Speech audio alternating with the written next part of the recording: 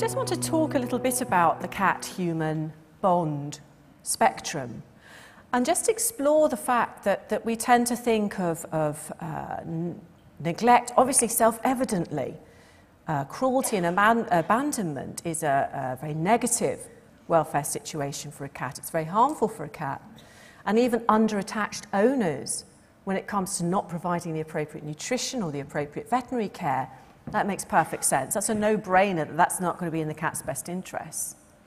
And then beyond that, you get the sort of green-to-go band of what I would call the normal responses. And trust me, I've seen many thousands of cat-human relationships behind closed doors in people's homes, and there's a broad range of normal.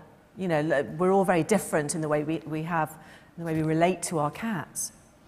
But then, actually, when you go beyond that, when you go down the love side of the spectrum, actually that can be very damaging to a cat as well. Some of the things that are done to cats in the name of love, utterly unintentionally to do any harm, is probably just worth having a look at, and it's worth really appreciating here that you can actually love, and I use the word love sort of in inverted commas, a cat too much. I just want to go very briefly to animal hoarding. And we are clearly talking here about human pathology when it gets to this level. A lot of the research into animal hoarding has been done by the Hoarding of Animal Research Consortium at Tufts University in the States. And this is Gary Patronek's definition from back in 1999, and I think it's probably as good as any. So let's just look at this definition. Someone who accumulates a large number of animals fails to provide minimum standards of nutrition, sanitation and veterinary care, and fails to act on the deteriorating condition of the animals, including disease, starvation and even death, or the environment, severely overcrowded and unsanitary conditions, or the negative impact of the collection on their own health and well-being.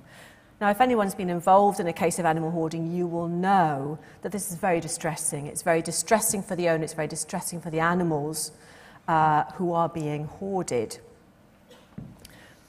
But I think the painful and rather uncomfortable thing to remember is somewhere along the line that came from a position of love, from a desire of a human being to relate to an animal. And let's just look at one of the subcategories, and we looked at that spectrum that took us through over-attachment to our cats, through to the overwhelmed caregiver and the animal hoarder. Let's just look at the overwhelmed caregiver as a subcategory of hoarding. Now, these people have some awareness of the fact that something's gone badly wrong, but they just can't problem solve. They just can't find their way out of it. A lot of cats, I mean, we're talking about multi-species here, but we're talking specifically about cats, obviously. All the cats really come to them fairly passively. They don't go out collecting them and looking for them, but they'll be known in the location as the person who takes in stray cats or whatever. Now, the interesting thing is this situation is often triggered by some sort of social circumstance, bereavement, divorce, separation, job loss or whatever, or even a physical illness. These people are socially isolated, and these cats have become their family members. Remember what I was saying about the essence of being human is in relationships with others, and these cats have become the substitute. And everything about the relationship, everything about giving care, actually is what makes that person, it defines that person. So there we are, a situation where, unfortunately, if you see these cases, the issues and the welfare issues for the cats are self-evident. Social overcrowding, disease associated with overcrowding, inbreeding, and lack of appropriate veterinary care, because these poor people have just lost the plot.